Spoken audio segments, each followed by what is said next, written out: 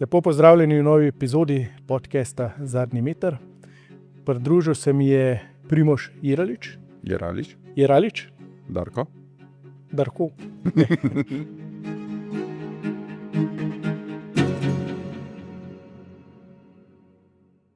Živja, Darko tukaj. Vem, kako je živeti z omejitvami in vem tudi, da finančna svoboda ni privilegij, je pravica. Ko sem bil profesionalni športnik, sem se naučil eno stvar. Dober načrt je vse in enako velja za tvoj denar. Varčevanje v plemenitih kovinah ni samo za bogate. Že s 25 evri mesečno lahko začneš graditi svojo finančno varnost. Ne čakaj na popoln trenutek. Tvoja prihodnost je tvoja odločitev. Več o ponudbi preveri na povezavi spodaj. Nekdanji paraolimpijec, ročni kolesar, športnik, oče, tudi dober prijatelj. Tako da sem zelo vesel, da si prišel. Hvala za vabilo. In ti si bil vedno zelo športen, ne? Ja, vedno. Še predno sem sploh začel se ukvarjati s kakšnim koli športom, sem bil zelo tekmovalen. Tudi po ulici, ko smo se z otroci podili s kolegi, pa tako naprej, sem bil tisto tekmovalno sem izražal, potem sem pa čisto v bistvu naključno se znajdel v športu. Zadeva je pa tako izgledala, da moj brat je šel na občinsko tekmovanje v skoku v višino, dobil je bronasto medaljo in potem ga je oče peljal na pico in jaz sem rekel, jaz hočem tudi pico. In v bistvu tako sem začel se športom ukvarjati. Se pravi, si zaradi pice začel? Zaradi pice, ja. Ne zaradi rekordov, ampak zaradi pice. Ok, vsak ima svoje. Vsak ima svoje, točno tako. Driverje. In kako, s katerim, mislim, koliko si bil star, ko si začel trenirati potem? Ko sem začel trenirati, se pravi, z atletiko sem se začel ukvarjati, ko sem bil 12 let star.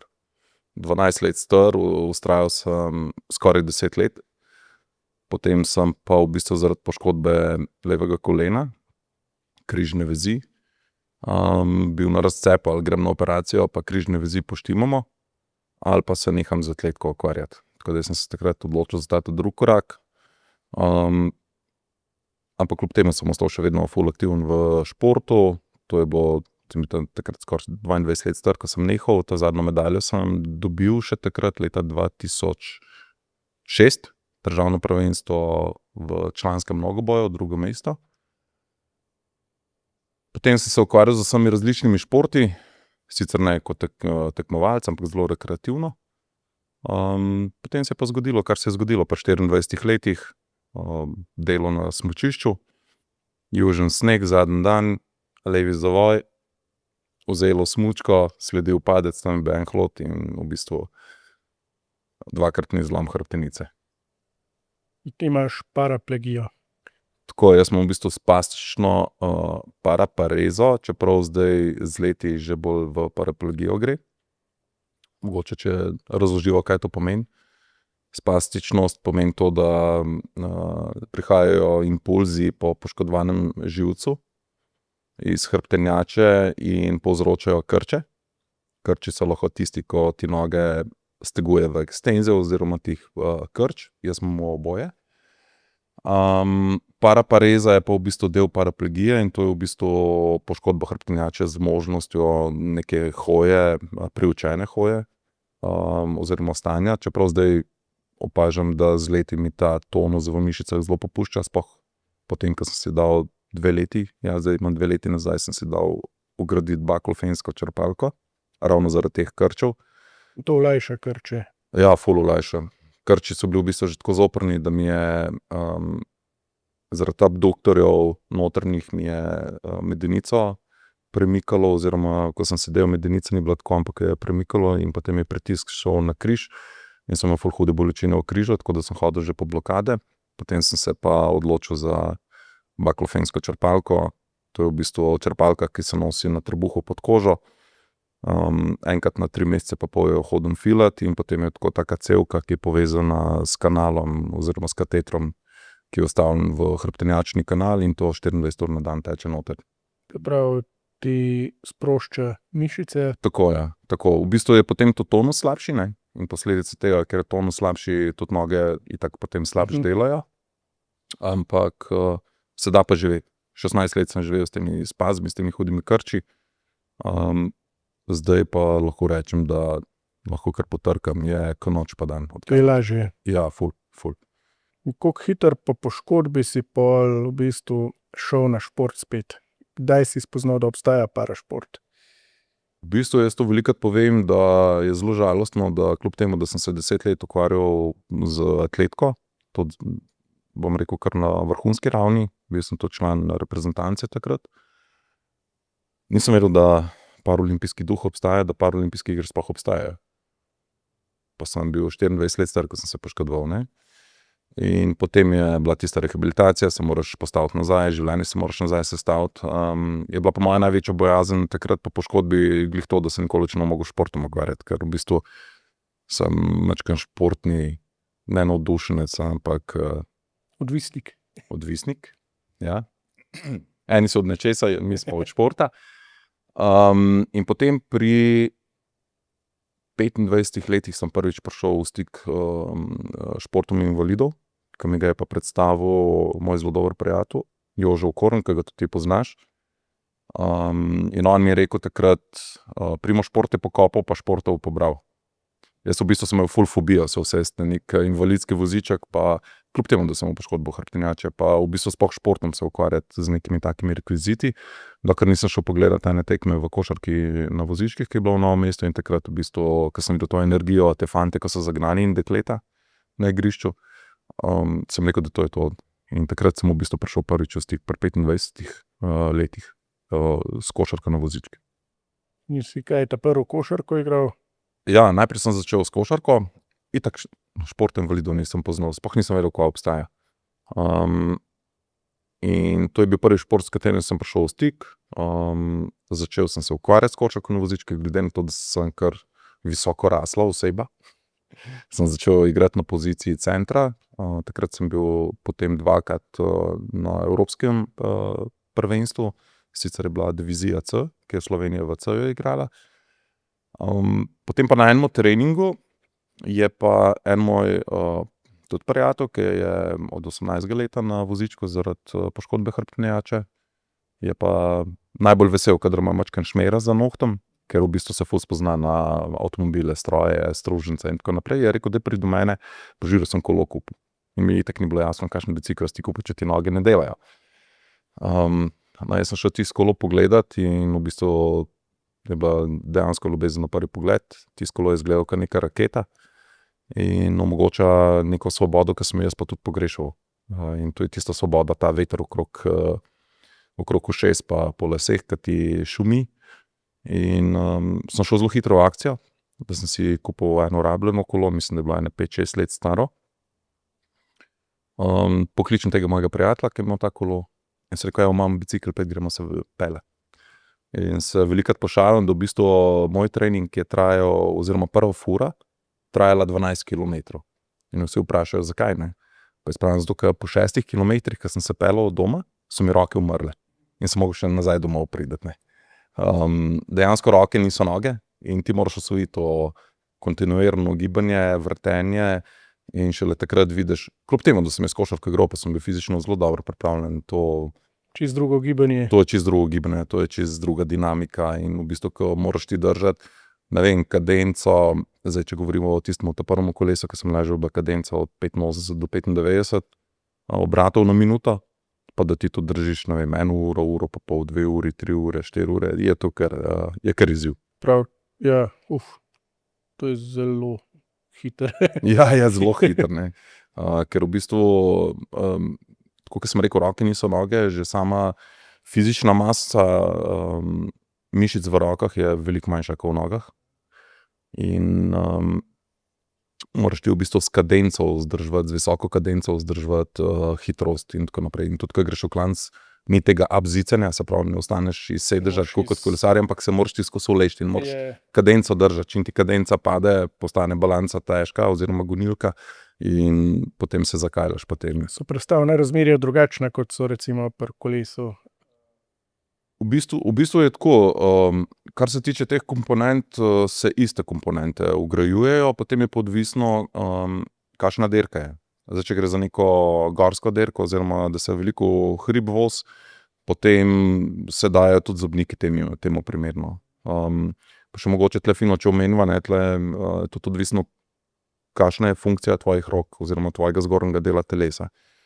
Jaz sem vozil v ročni kategoriji 5 kategorij ročnih kolesarjev, jaz sem vozil v 5. kategoriji in v moji kategoriji smo vozili tisti, ki nam delajo roke, sprednji del trupa s trebušnimi pa hrbet. Ker v bistvu se moraš ti prepogibati, ker je pozicija v kolesu bila kleče, s tem, ko sem potem vozil naprej. In v moji grupi so bili fanti, ki so bili amputiranci, recimo približno tako kot ti, oziroma še višja amputacija, sem s tem, da so imeli oboje pač par rok. Ne? Oni so bili seveda v prednosti, zakaj vemo, to je, noge so mrtva teža, ti razviješ vatov moči na rokah, kakor lahko razviješ, in če nimaš nog, vati se razdelijo na kilo, tle se pa te potem poznane. Pa potem, če gremo iz H5 v H1, v tisti ekstrem, v H1 so pa vozili fantje in dekleta, ki pa dejansko nimajo niti gripa v rokah. Ne? Tako da so imeli roke pripete na gonilko, potem pa v bistvu menjalnik uporabljajo z brado, z ustnicami ali pa z nosom ali pa jezikom. Odvisno, kaj jim bolj paše.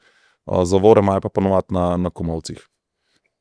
Ok, se sploh ne predstavljam, da je to možno voziti. Ja, verjamem, da si jaz tudi nisem predstavljal, da Pa vozijo na istih terenih kot druge kategorije. Ja, na istih.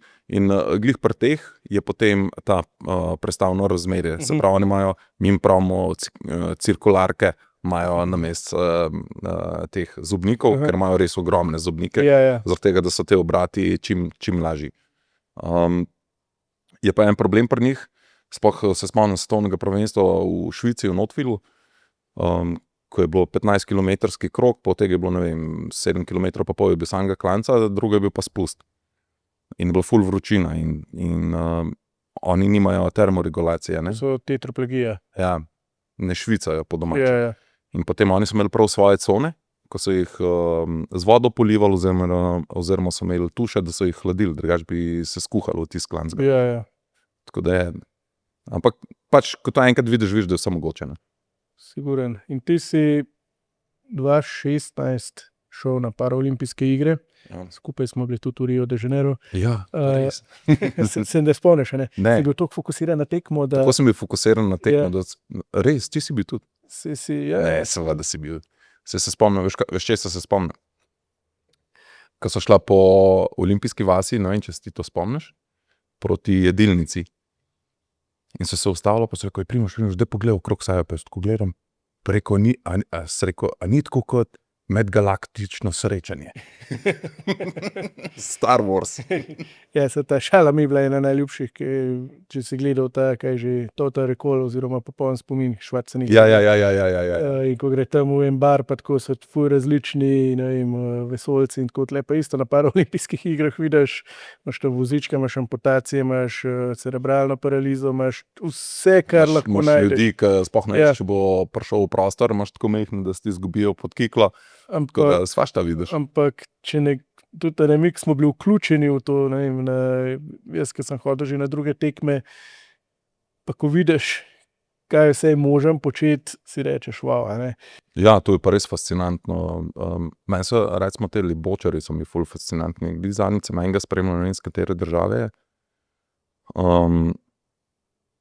Možakar leži na vozičku, z glavo naprej, pa z nogami čez trup meče žogco. A že videl tega? Ne. Jaz sem prav gledal, sem rekel, kako zdaj on to vrže, kako zdaj? In v bistvu z nogami vrže čez trup naprej in tako, vse se da. Ja. Vse se da. Wow. Ja, je kar... Še nas impresionira kakšno tako stvar. Ja, mene siguren, jaz, ko sem na tekma gledal, kdaj na plavanju je bil en, mislim, da je bil Grk, ki je bil S1, najnižja kategorija, tako si prvo H1, ne. Ja. In je bil, kako se to reče, s pritlikavostjo, oziroma je bil res ne vem, koliko je bil, ampak to tako roke je imel kot dojenček dolge, ne. In pol, ko je plaval 200 metrov prosto. 200.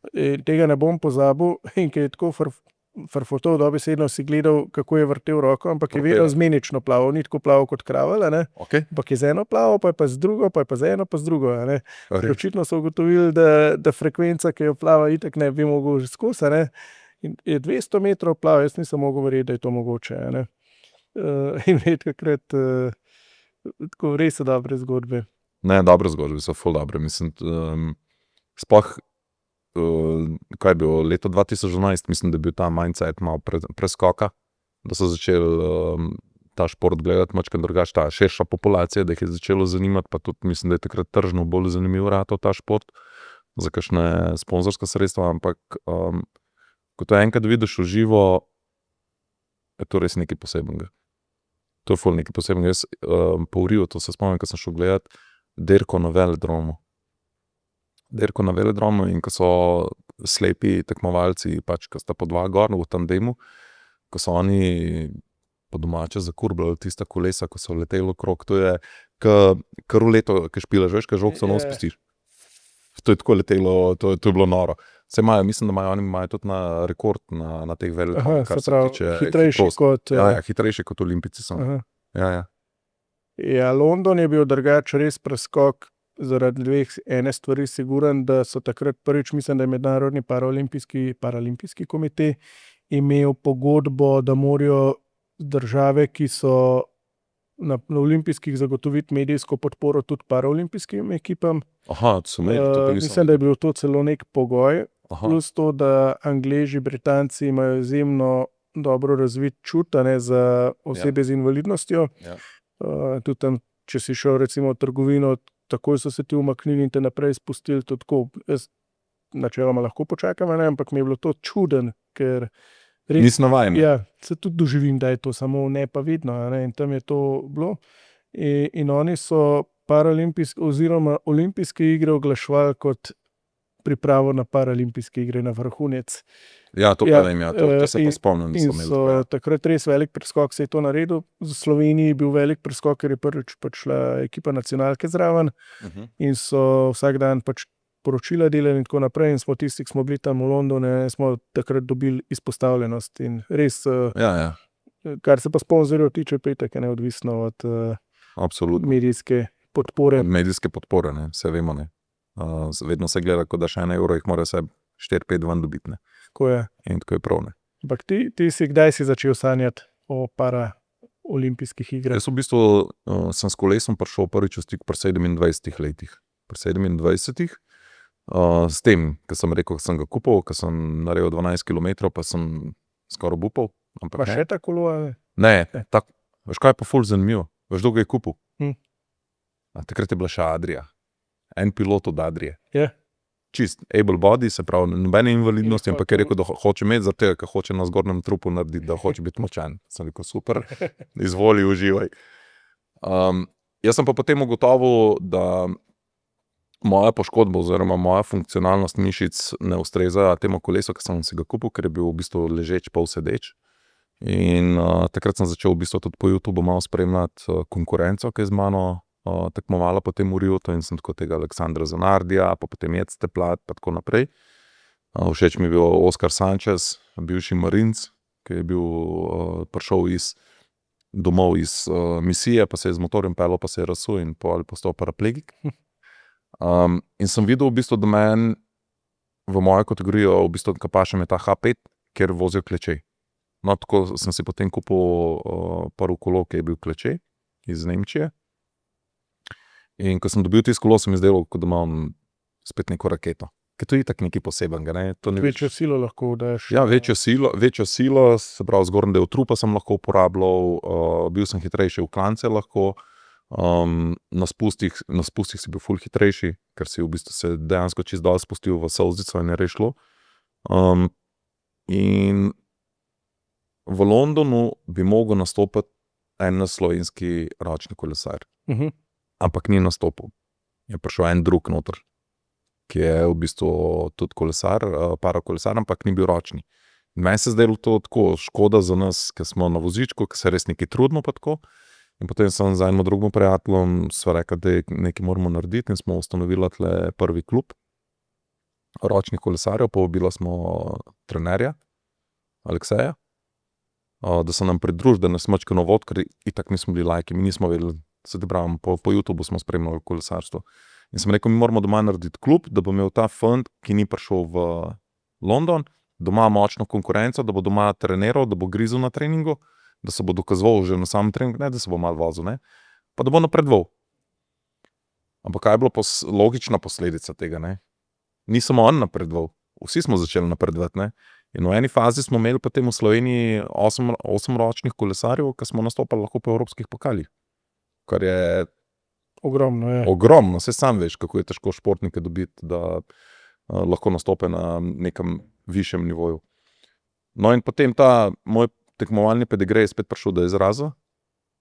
Želja po dokazovanju samemu sebi, da v bistvu lahko. Mi je spet prerasla srcu, iskal sem spet neke nove izzive in takrat so se v bistvu začele rojevati te sanje o paraolimpijskih igrah. V bistvu takrat, to je bilo 4 leta pred paraolimpijskim igram, sem že začel razmišljati o samem Riu pa tako naprej. Leta 2014, pa je bilo pa ful zanimivo, leta 2014 bi Slovenija že dobila eno kvoto, jaz bi mogel iti na eno dirko še v Španijo, ampak po treningih, ki sem jih delal in trener, ki me je pregledoval, je rekel, s tabo se nekaj dogaja. Sem rekel, kaj? Je rekel, prenizek utrip imaš, niso kvalitetni treningi, daj peti kri dati. Sem dal jaz kri in čez 2 ure me kličejo, tam, ko sem dal kri, ja, gospod, ste vi v redu? Sem rekel, ja, v redu, zakaj? Ja, lahko pridete k nam. Veš, da sem se ustrašil, ne, kri sem dal, pridite, ste v redu, pa tako naprej. Pridem tja in mi začne tista zdravnica razlagati, ja, veste, a vi kakšne dodatke jemljete, ne? Sem rekel, ne, nič, pač cedevito pa makarone jemne, pa to je to. Je rekel, ja, ne, vi imate telo čist kurjen, vi sploh nobenega železa nimate, hemoglobin je čist na nuli. In me potem povabila tam eno ambulanto, mi je dala dozo železa in no, to je bil razlog, da nisem potem šel na dirko v Španijo. Ker če bi šel na dirko v Španijo, bi Slovenija dobila eno kvoto že leta 2014. Potem bilo leto 2015, takrat pa nič ni država dobivala kvoto, ampak sem še posameznik. No in takrat je bilo pa tako kar pestro leto, smo ful nastopali na tekmah in si se mogel uvrščati med prvih 10. In zdaj tako, ko ti tekmuješ proti nacionalkam, ki imajo para kolesarstvo ful razvit, njim ni škoda materiala.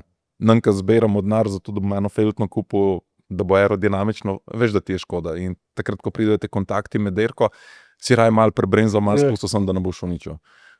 Potem si mogel to razmišljanje opustiti in reči, lej, če bo feltno trgalo, bo trgalo, če bo guma počela, bo počela. Tudi po feltnah do konca, ker točke so važne. No, ko smo potem s takim razmišljanjem šli v leto 2015 in takrat sem v bistvu zaključil na 6. mestu na svetovni lestvici.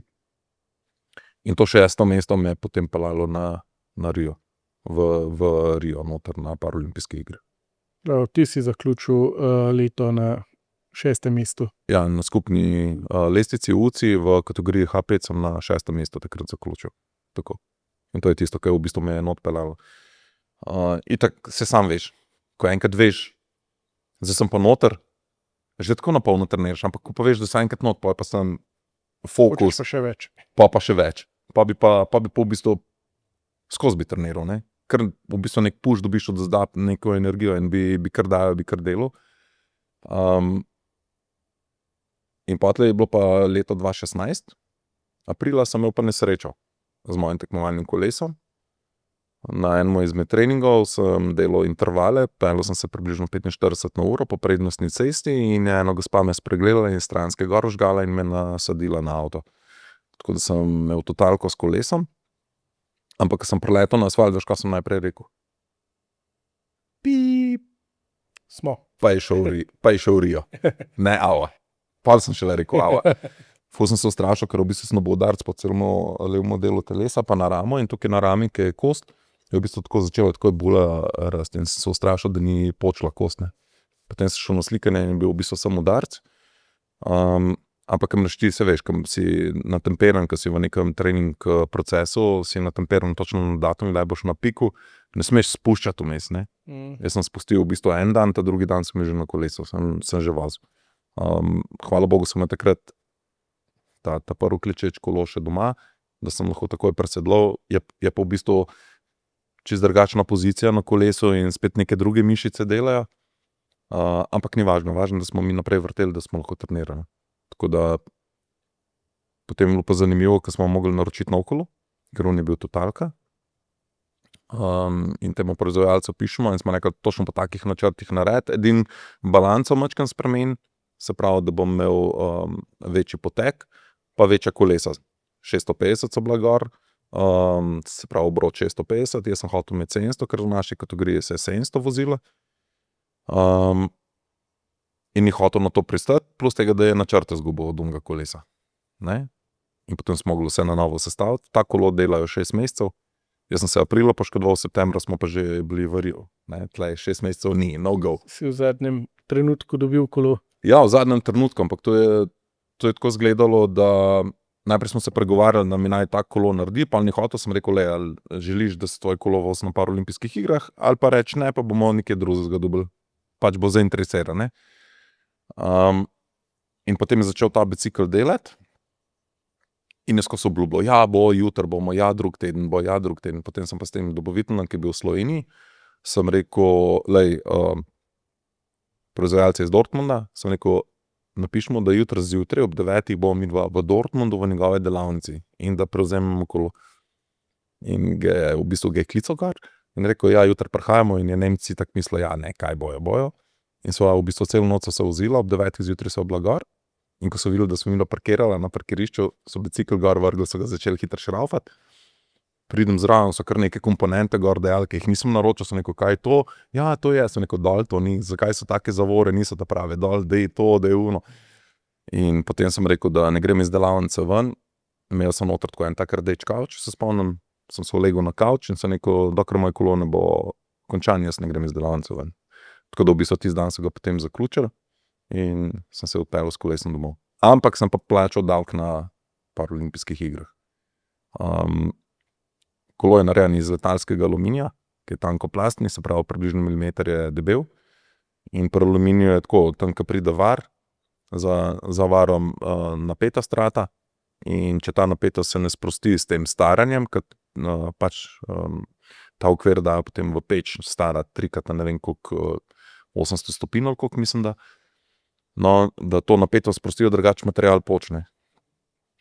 In tle se je zgodilo tako, kolo je sestavljeno iz 2 delov, se pravi iz kokpita, kjer imaš ti not kolena, pa sediš dejansko, in pa prvega dela, ki je balanca. In zadnji del so dali starati, prvi del so dali pa samo enkrat. Zadnji 3-krat, prvi pa samo enkrat. In v Riu to, ko je bil skok, ko je bila res velika sila na gonilki, mi je okvir počel. In tam sem plačal davek. Si pa kolo menjal ali Ne, v bistvu sem s počenim kolesom peljal naprej. Po prvem krogu sem v bistvu imel še predrto zračnico, tako da ko sem tekmoval na evropskih pokalih, svetovnih pokalih, svetovnih prvenstv, nobenega defekta, vse tipi-topi. Pa na najvišjo tekmo, ko prideš, imaš pa vse. Od predrte gume do zlomnega kolesa. Ampak kako je to sprejeti? Recimo, da kaj si takrat razmišljal? V bistvu je to tako izgledalo. Z njimi sem se peljal noter in tam, ko je prišel skok, se pravi skok, ko so skočili, ko je bilo treba poriniti na gonilki, sem videl po obratih, ko sem jih obračal, oziroma po power metru, ko sem ga imel vgrajene, da so visoki vati, ne, se pravi velika moč gre gor. Ampak kolo se ni odzival tako, kot bi se mogel. Se pravi, da je nekje nek luft v materialu, ne. In potem se peljemo in ko pridemo skozi prvi krog, sem na gonilki začutil, tako kako če ti razložiti, kot da bi prst v putrinu, tako zmeraj mehkejše bilo. Ne? Sem rekel, ne, ustavim, potipam in bila guma v bistvu že takole, ne.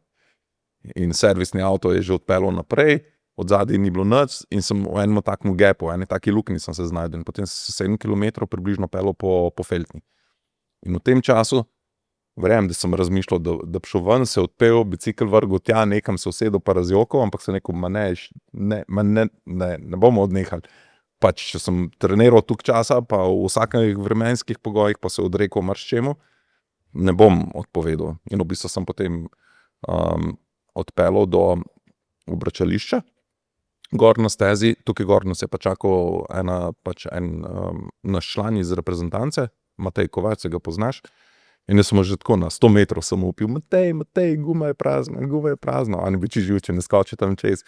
In preletel, potem smo počakali, da je prišel servisni avto odzad od Shimanota. In kar je bilo najbolj ironično, niso znali gume zamenjati. Zato pri nas je menjalnik na gor, ne, ker je v bistvu na prvi pogon kolo, ne. In je menjalnik na gor obrnjen in moraš ti kontra verigo dol potegniti, da dobiš kolo ven. No, najprej so se tle mučili, potem so mi, ko so kolo nazaj dajali, so mi s pesto, ki je pripeta v vilce noter, so mi skoraj kabel pretrgali za elektronski menjalnik. Skratka, cela štala je bila, cela štala. Ampak ja, v redu, so zrihtali, pa je šlo pa na polno, pa sem pa glavo tam pustil in na polno, koliko je šlo. Tako da sem imel, koliko sem imel, 34,5, mislim, da sem imel kilometer na uro, sem imel povprečje na 60 km na uni dirki. In je bilo ful zanimivo, ker sem pa potem svoje tekmovalce, ko sem ostal sam, sem jih skozi na isti coni srečeval. Se pravi, da sem njihovo hitrost peljal, samo sem zgubil tišče zaradi prazne gume pa sam menjave. Tako da. Si vozil eno dirko na Uriju ali dve? Peljal sem dve, 16. pa 17. september 2016. 16. september je bil kronometer, 17. september je bila pa cestna dirka. Kronometer je bil 20 km, cestna je bila 60 km in jaz sem stal na kronometer, ker sem tudi bicikl si tako zasnoval, da bomo napadli na kronometru. Ampak, ko je bilo ful dobro, mi, ko smo trenirali 14 dni tam, ne, je veter skozi eno smer pihal. In si naštudiral, traso si naštudiral, pač, kje ti dela zavete, ko veter je prihajal tako približno 45 stopinj na progo 7 km, ki se gor pelil. In tako iz oceana je pihal, a veš tam, kje je Mivka? Veš, kje, ne? No, in tam je bila pač takole, približno 40 cm visoka škarpa in ko se je veter not zaletel, se je dvignil in naredil dejansko tako tunel. In če se čist blizu škarpe pelil, si se pelil v bistvu v vakuumu si se pelil, nobenega vetra ni bilo. In potem, ko šel pa nazaj, si imel pa 45 stopinj veter v hrbet. In to je ful letelo. No, ko je prišla pa dirka, se pa glih tisti dan in samo tisti dan se pa veter čisto obrnil. Je pa z druge smeri pihal, sem rekel, bandej ni. Tako da ja, kronometer sem potem odpeljal, ampak sem bil ful razočaran nad kronometrom. In potem naslednji dan smo imeli pa že cestno dirko. Tako da s trenerjem so bila zmenjena, odpelješ, 5 razvrtet, samo avto, v restauracijo, najej se, pa v sobo počivati. Tako da smo čim prej začela regeneracijo delati in bo ful zanimivo, da potem naslednji dan sploh nisem bil tako utrujen, kot sem pričakoval, da bom. In tudi, ko smo prišli na štart, smo se ful bila dobra energija, tudi s temi fanti, ko smo dirkali, ful smo se imeli dobro, smejali smo se, zafrkavali smo se, dokler ni pač ona pištola počela, ne, ker potem Pa konc vesela. pa veš, pa konc vesela, ne, pa ni tle prijatelj. Ti si takrat tekmoval tudi proti Zanardiju. Ja. Je bil v bistvu tako velika zvezda, da... Zanardi je bil v tistem času, on je zmagal je v Londonu najprej. Takrat je v bistvu prvič se pojavil tako kot neka zvezda. Že prej je v bistvu tekmoval po Italiji. Zelo veliko teh dobrodejnih dogodkov, ko je, ne vem, kakšnega hudega cerebralca peljal na vozičku, cel maraton pa tako naprej. In možakar je ful faca, mislim tak, zelo dostopen, da se z njim pogovarjati in vse skupaj. Zdaj mogoče tisti, ki ne vejo, kdo je Zanardi, on je včasih Formula 1 dirkal, potem pa v Indikarju, ko je iz boksa ven zapeljal, ga je zaneslo in je druga formula preletela in mu je noge porezalo zelo visok, ne. On je imel zelo visoko amputacijo in njegova kolesa, oziroma ne njegova kolesa, prav njegov kolo, ki je bil na Paralimpijskih igrah v Londonu, je potem narekoval trend razvoja v ročnem kolesarstvu. Vsi so potem temu sledili, se pravi bolj v solzico, se pravi gonilka, drugače in tako. Zanardi je takrat zmagal v kronometru, pa drugi je bil v kronometru, nažgal ga je en Avstralec. V Riju je bilo to že. Ja, v Riju. En Avstralec ga je nažgal, ko smo vsi, ko smo tekmovali, smo rekli, kako se je temu naredilo. Ker ni bil nikoli, recimo, tako da bi zmagal, ampak takrat je pa res je pa utrgal, pa zmagal je pa na cestni dirki, potem Zanardi. Pa ne vem, se to pa najbrž veš, ne, da je pa kaj zdaj za 3-4 leta nazaj. Ima pa eno hudo prometno nesrečo v Italiji, na neki italijanski dirki, ki je bila samo polovična cestna zapora. In po eni strani se oni dol spuščali, po drugi strani pa promet gor tekel. In je nasproti se peljal tovornjak, on se je dol približno 45-50 km/h spuščal. In na teh kolesih, ki sem ga jaz vozil, v bistvu imaš glavo naprej, ne. In je z ovinka preletel, tovornjak je šel malo v ovink, ja, in je z glavo direkt noter v odbijač preletel, tako da je Zanardi zdaj tako podobno kot Michael Schumacher. Kar je v bistvu ful škoda za njega. Ker je bil res ena taka ikona, samo prepoznavnost parakolesarstva je dvignil v nebo. Ja, jaz spomnim, so se Italijani celo pritoževali, da je večji fokus na paraolimpijskih igrah zaradi njega, kot pa na olimpijskih. Ja, res je. Kar v bistvu daje samo še dodaten poklon paraolimpicam in pa paraolimpijskemu gibanju. Ko pa gledaš na to razmerje pozornosti, ki jo mediji posvečajo parašportu pa športu neinvalidov, ker tukaj neke razlike sigurno so, delal si nekaj časa, nekaj let tudi na paraolimpijskem komiteju in malo mogoče situacijo poznaš od bližje. Jaz v bistvu, ko sem delal na paraolimpijskem komiteju, mi ni bilo jasno, zakaj se to dogaja, ne? Ker pač kot zaposlen tam, pa si v stiku s paraolimpici, športniki, invalidi in to nikaj nimajo, se pravi, gluhi naglušni, ki so na olimpijskih igrah gluhih, pa specialci pa tako naprej. Ti v bistvu, ki jih tam gledaš, veš, kaj se z njimi dogaja, pa koliko enega truda nekateri vložijo, da lahko sploh kam pridejo. Ko opazuješ od odzunaj, je bilo zelo veliko, ne vem, kako si ti doživel, ampak jaz, ko sem se peljal s kolesom, je bilo, lega invalida, kako se trudi, pa kako okolo vrti. Noben ti ni jemal kot vrhunskega športnika, dokler recimo ni se s tabo srečal na cesti in pol je videl, da te ne more slediti ali pa karkoli, ne. Pa mislim, da je bilo to ta nepoznavanje. Se veš, v medijih je tako, da je fino, da si malo ozaveščen, da malo pozna stvari.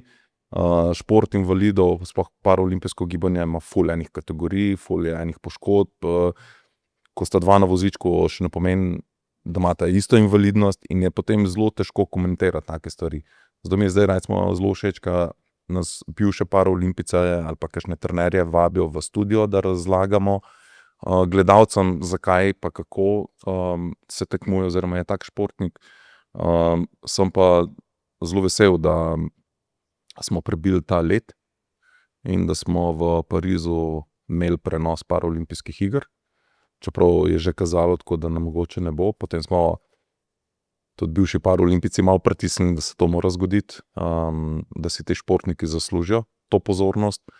In kar me pa najbolj veseli, je pa ta samozaveščenost. Samozaveščenost splošne populacije, pa ne to starost, ki smo mi, pa starejši, ampak otrok.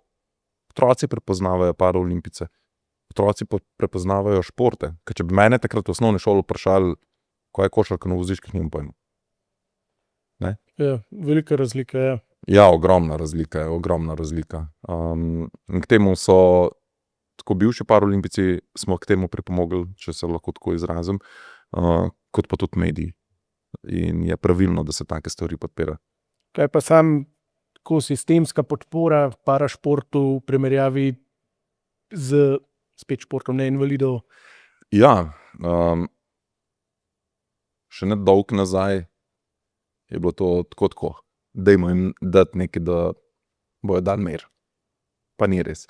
Zdaj v bistvu me veseli, da se nekatere stvari izenačujejo. Se pravi, pri teh nagradah, da je prišlo do enakovrednih zneskov, ker so trudi enakovredni. Veseli me tudi to, da recimo so možnosti zaposlitve v vojski, kakorkoli. Veseli me... Carini Fursu, mislim, da zaposlujejo. Furs, ja. Veseli me tudi to, da recimo bivši paraolimpici ali pa strokovnjaki na šport invalidov sodelujejo z olimpijskim komitejem, z različnimi ministrstvi. Zaradi tega, ker jaz mislim, da v tem sodelovanju pa neki vzajemnosti bojo tudi neki napredki se pokazali. Je še vedno težko najti denar na trgu, ampak to ni samo med športniki invalidi, pa paraolimpijci, Splošno, ja. ampak na splošno. Jaz mislim, da tle bi se mogla malo tale razumevanje pa gledanje na šport malo spremeniti. Ne. Veš kaj pa pogrešam? Pogrešam pa to, da telo je narejeno za gibanje. Zdaj pač imaš neko invalidnost in imaš to svobodo do nekega gibanja, imaš samo do neke določene točke. Tukaj bi mogla recimo sama država malo bolj prisluhniti. Se pravi, bi mogla pomagati pri, dobro, obstaja te rehabilitacije, ko greš v Sočo, pa imaš neke rehabilitacije fizično, da se postaviš nazaj, pa potem v okolje in tako naprej.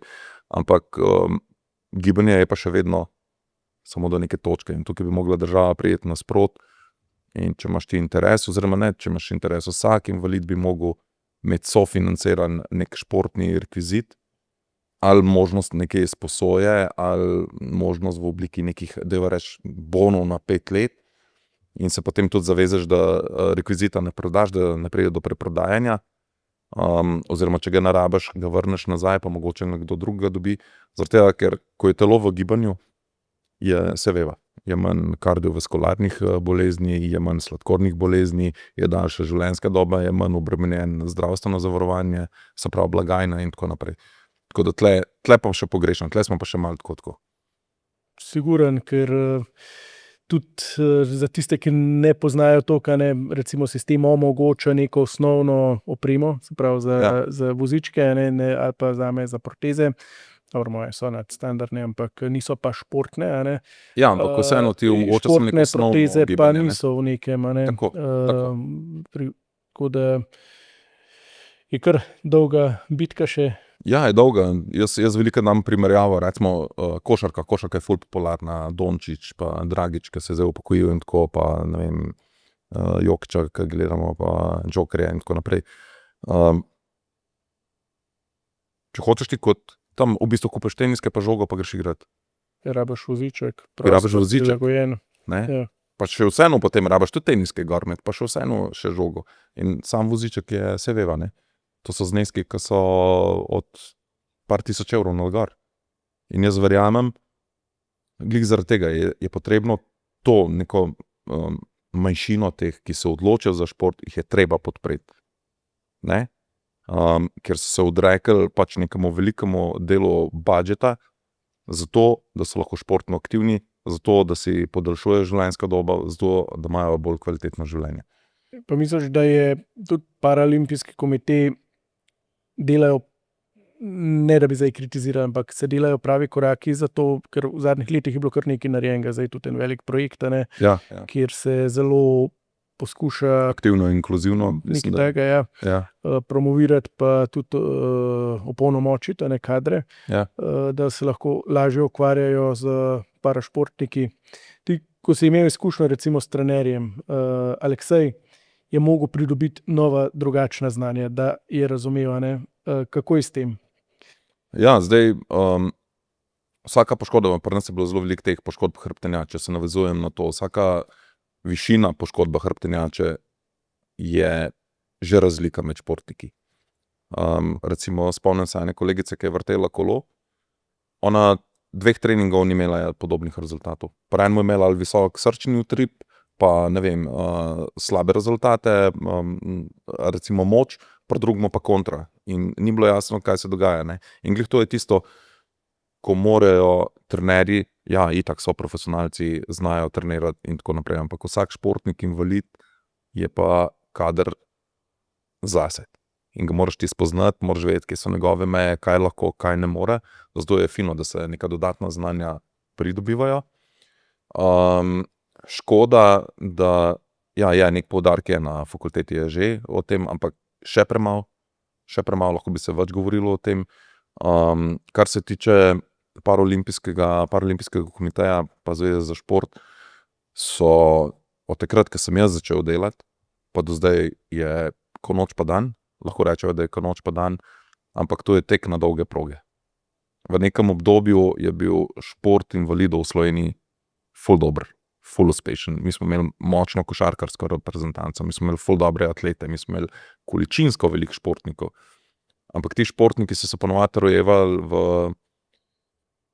v šolskih sistemih, se pravi, ker so bili nekje zbrani in popoldne, ko se niso imeli kaj zadelati, pa so šli ven, pa so igrali košarko, pa jih je bilo 10, pa jih je 10 košarko igralo. Pa so se šli atletko, pa so tako, pa tako. Potem je pa prišlo do te inkluzije v šolstvu in so se porazgubili. In kaj me najbolj žalosti je to, da ponovadi so taki otroci upravičeni še telovadbe. Tako je. Zakaj? Dajmo prilagoditi vadbo, dajmo ga vključiti. Mislim, kaj je lepšega, ko, ne vem, otroka vključiti v neko igro, pa vidiš, da je nasmejan, pa vidiš, da mu je the best, pa vidiš, da ful uživa.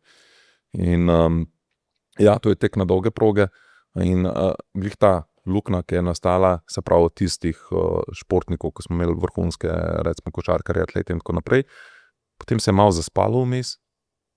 Jaz sem, bom rekel tako, malo sem to zaspanost začutil, ko sem začel delati na Paralimpijskem komiteju. Ja, so bili še vrhunski atleti, ampak je kar tista luknja se potem ulekla, zdaj se je pa spet začelo delati in v bistvu ta luknja še vedno ostaja. In jaz mislim, da jo zdaj najbolj čutimo. Imamo par nekih vrhunskih športnikov, imamo invalidov pa paralimpijcev, ampak da bomo povzgojili, recimo še enega Darka Đurića, bo pa trajalo. Kaj pa sistem klasifikacij v parašportu? Lahko malo besniva zdaj. Lahko. Ker, a bo kaj cenzure? ampak kako to vpliva na motivacijo? Ja. Recimo, velikokrat se ti zdi, da delaš, pol se pa zgodi, da pride nekdo, ki nima pogoja, da je v tisti kategoriji, in pobere vse. Ja. Kako gledam na to? V bistvu, tako kot sem imel ti hibo znotraj svoje kategorije, sem imel tudi jaz v svoji kategoriji. Ne? Ti si pač za eno roko plaval proti unim, ko sem imel 2 roke in tako naprej. In že kot en like je to gledal, rekel, kako je to mogoče, da lahko te 2 skupaj plavate. Pri nas je bilo pa tako, da recimo športniki, ki niso imeli nog, so z nami tekmovali, ko imamo obe noge. Se pravi, ti si bil na stezi, ne vem, 30, 40, 50 kg težji v osnovi, v vrhunski pripravljenosti, kar pomeni, ne vem, da bi mogel biti vsaj 30-40% močnejši. In to v nekem piku, v neki špici, ki si je to skoraj nemogoče biti. Ja. In v bistvu to je glih tista klasifikacija, ki je recimo ni klasifikacija pikca, ampak je cona. In potem, če si ti na vrh te cone, tik prej paš v naslednjo, si car. Ne? Ja. Če si po v spodnjem delu, da ne padeš v uno dol, ker si predober, pa glih preslab si zatlele noter. In pa sam veš, lahko treniraš, lahko si ful našpičen. In ta motivacija v bistvu je kar zanimivo, ne? Kako se lahko motiviraš, pa držiš, pa upaš na to, da enkrat pa bom, ampak vedno nekje šepaš zadnji. Kljub temu, da daš vse iz sebe, da si res motiviran, da vložiš vsa sredstva, ki jih je mogoče v to, da bo neki, ne moreš priti. Noro je. Jaz sem vedno videl to kategorije, kot imaš tistih par, ki poberejo vedno, Ja. in tudi s povprečno pripravljenostjo. Imaš tiste, ki smo potem za njimi caplali, ali pa pobrali daj kaj, Ja, v itak. dobrem dnevu. Tako. Pa une, ki dejansko so bili veseli, da so bili tam.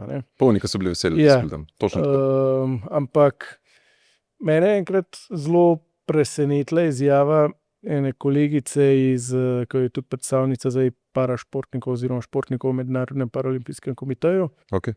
Ja, še zmeraj govorim paraolimpijski, ker sem to navajen. Ja, se je ful težko. Paralimpijski. Ja. Pravilno.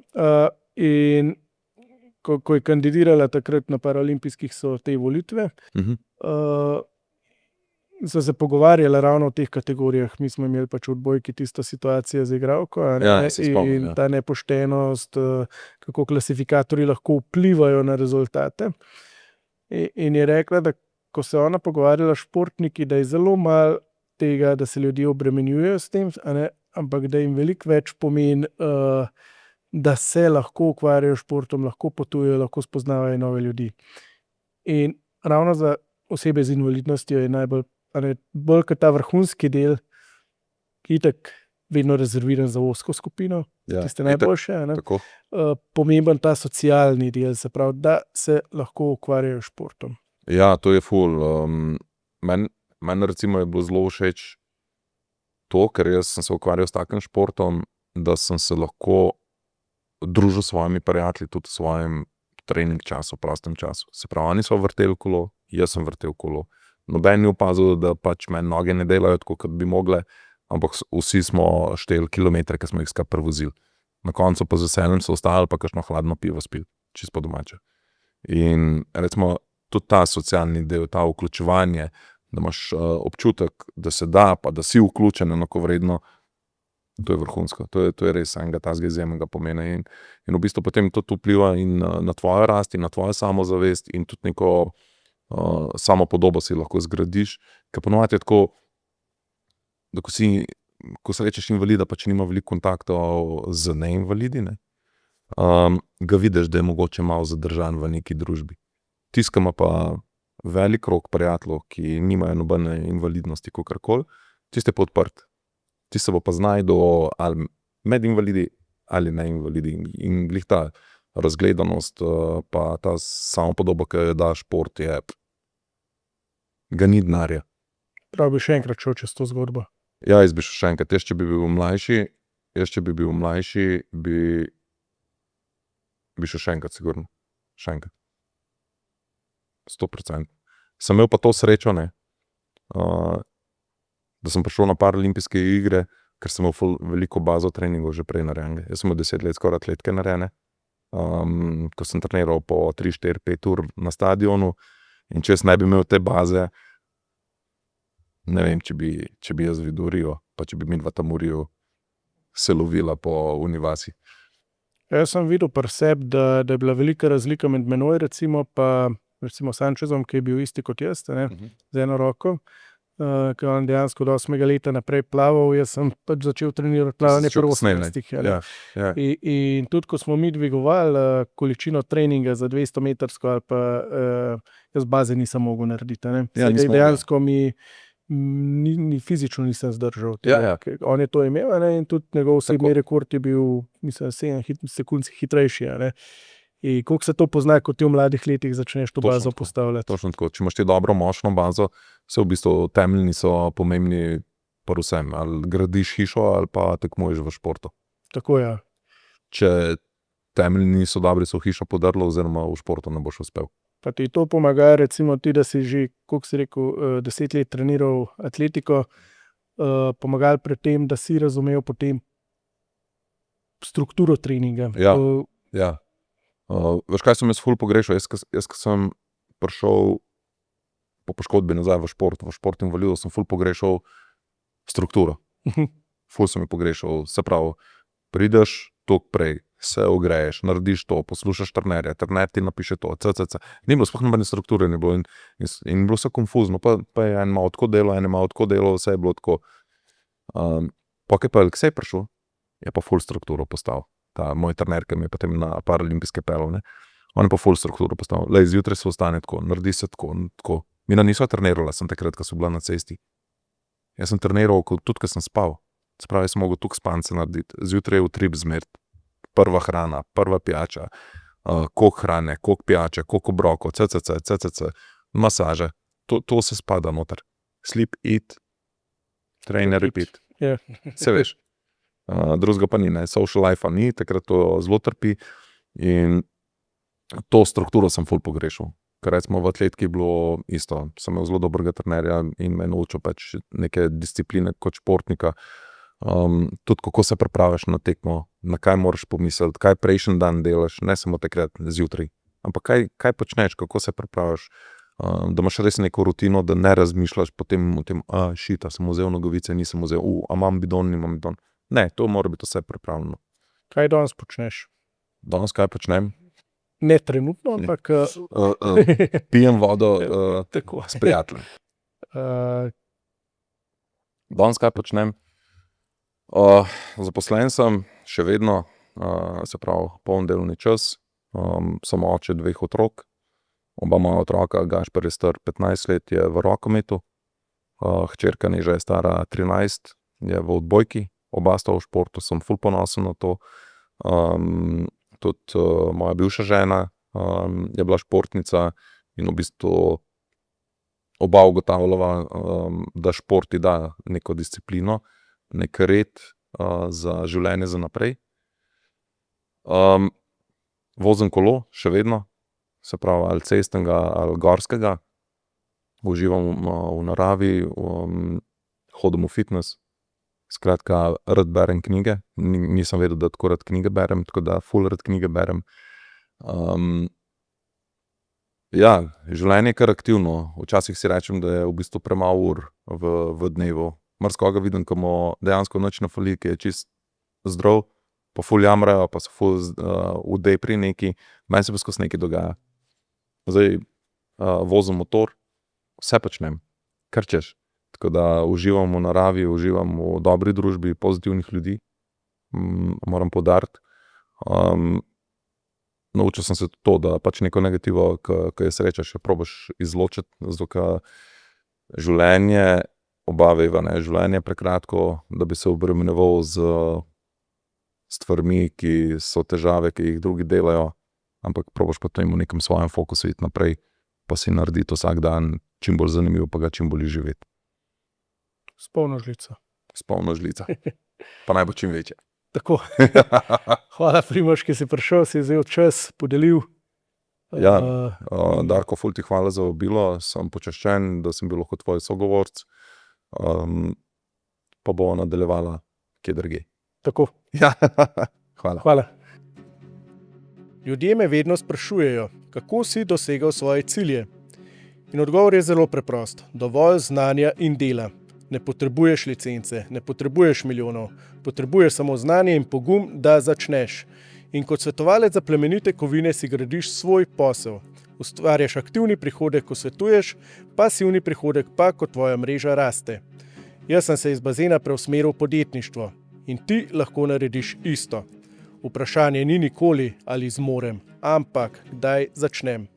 Več o ponudbi pa preveri na povezavi spodaj.